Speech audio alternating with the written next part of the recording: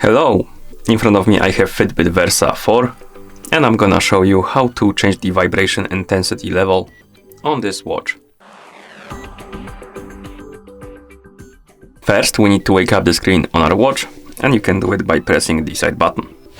After you wake up the screen, you can press the side button again to open the menu. Now scroll through the menu, find the settings icon and tap on it to enter the settings. In settings, scroll down and find the option called vibration and audio. Tap on it, and here we have vibration option, and we can select light, strong. Select the